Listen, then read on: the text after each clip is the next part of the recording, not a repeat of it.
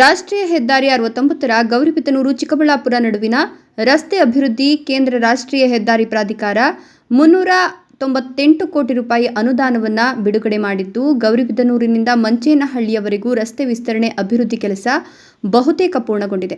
ಆದರೆ ಚಿಕ್ಕಬಳ್ಳಾಪುರ ಕಣಿವೆಯಿಂದ ಜಿಲ್ಲಾಧಿಕಾರಿಗಳ ಕಚೇರಿವರೆಗೂ ವಿಸ್ತರಣೆಗೆ ಈಗಾಗಲೇ ಮಾರ್ಕಿಂಗ್ ಮಾಡಿದ್ದಾರೆ. ಬಹುತೇಕ ಕಟ್ಟಡ ಮಾಲೀಕರು ಚಿಕ್ಕಬಳ್ಳಾಪುರ ನಗರದ ಎಂಜಿ ರಸ್ತೆಯಲ್ಲಿ ಯೆಲ್ಲೋ ಮಾರ್ಕಿಂಗ್ ತೆರವುಗೊಳಿಸಿದ್ದಾರೆ. ಕೆಲವರು ಕೆಂಪು ಮಾರ್ಕ್ವರೆಗೂ ತೆರವುಗೊಳಿಸಿದ್ದಾರೆ. ಇನ್ನು ಕೆಲವರಂತೂ ಕಟ್ಟಡ ಕೆಡವದೆ ಹಾಗೆಯೇ ಇದ್ದಾರೆ. ಸೆಪ್ಟೆಂಬರ್ 14ರಿಂದ ಕಟ್ಟಡಗಳನ್ನು ತೆರವುಗೊಳಿಸುವ ಕಾರ್ಯ ಆರಂಭವಾಗಿದ್ದು, ಈಗಾಗಲೇ 2 ತಿಂಗಳು ಕಳೆದಿದ್ರೂ ಸಹ ವೇಗವಾಗಿ ರಸ್ತೆ ವಿಸ್ತರಣೆ ಅಭಿವೃದ್ಧಿ ಕಾರ್ಯ ನಡೀತಾ ಇಲ್ಲ. ವಿದ್ಯುತ್ ಪೋಲ್ಗಳನ್ನು ಒಂದು ಕಡೆ ಮಾತ್ರ ಅಳವಡಿಸಿದ್ದು, ಚರಂಡಿ ನಿರ್ಮಾಣ ಮಾಡುತ್ತಿರುವ ಕೆಲವು ಕಡೆ ವಿದ್ಯುತ್ ಕಂಬಗಳು ಹಾಗೆಯೇ ಉಳಿದುಕೊಂಡಿದ್ದು, ಗುಣಮಟ್ಟದ ಕೆಲಸಕ್ಕೆ ಹೊಡೆತ ಬಿದ್ದಿದೆ.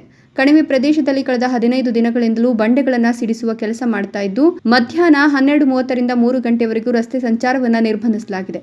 ಇದರಿಂದ ವಾಹನ ಸವಾರರು ಒಂದೆಡೆ ಪರದಾಡುತ್ತಿದ್ದಾರೆ. ಇಲ್ಲೂ ಸಹ ವೇಗವಾಗಿ ವಿಸ್ತರಣೆ ಕಾರ್ಯ ನಡೀತಾ ಇಲ್ಲ.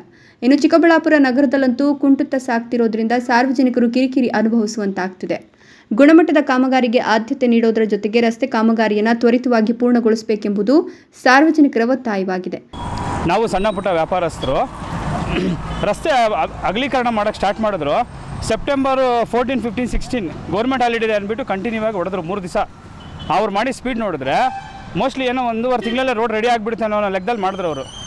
ಈಗ ನೋಡಿದ್ರೆ ಸೆಪ್ಟೆಂಬರ್, ಅಕ್ಟೋಬರ್, ನವೆಂಬರ್, ಇವತ್ತು 1.5 ತಿಂಗಳಾಗಿದೆ.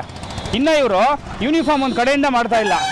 ಗೌರ್ಮೆಂಟ್ ಹಾಸ್ಪಿಟ್ಲ್ ಇದೆ, APMC ಮಾರ್ಕೆಟ್ ಇದೆ, ಹೂವು ಮಾರ್ಕೆಟ್ ಇದೆ, ಇದು ಇಷ್ಟು ಟ್ರಾಫಿಕ್ ಇದ್ಕೊಂಡು ಸಹ ಇವರು ಒಂದು ಕಡೆಯಿಂದ ಮಾಡ್ತಾ ಇಲ್ಲ. ಇಲ್ಲಿ ಸ್ವಲ್ಪ ಮಾಡೋದು, ಅಲ್ಲಿ ಸ್ವಲ್ಪ ಮಾಡೋದು ಮಾಡ್ಕೊಂಡು ಸುಮ್ಮನೆ ಇಷ್ಟು ದಿನ ತಳ್ತಾ ಇದ್ದಾರೆ. ಇನ್ನೂ ಎಷ್ಟು ದಿನ ಇವ್ರಿಗೆ ಮಾಡ್ತಾರೆ ಗೊತ್ತಿಲ್ಲ. ಈ ಡಸ್ಟು, ಇದು ನಾವು ಸಣ್ಣ ಪುಟ್ಟ ಏನೋ ವ್ಯಾಪಾರ ಮಾಡ್ಕೊಂಡು ಕಾಲ ಆಗ್ತಾ ಇದ್ವಿ, ಅದ್ರ ಮೇಲೂ ಹೊಡೆದ್ರು ಇವರು. ಇದೇ ಥರ ಮಾಡ್ಕೊಂಡು ಹೋದ್ರೆ ನಮ್ಮಂಥವ್ರು ಹೆಂಗೆ ಬದುಕೋದು? ಕ್ಯಾಮರಾ ಪರ್ಸನ್ ಅಶ್ವಥ್ ಜೊತೆ ಈ ನ್ಯೂಸ್ ಬ್ಯೂರೋ, ಚಿಕ್ಕಬಳ್ಳಾಪುರ.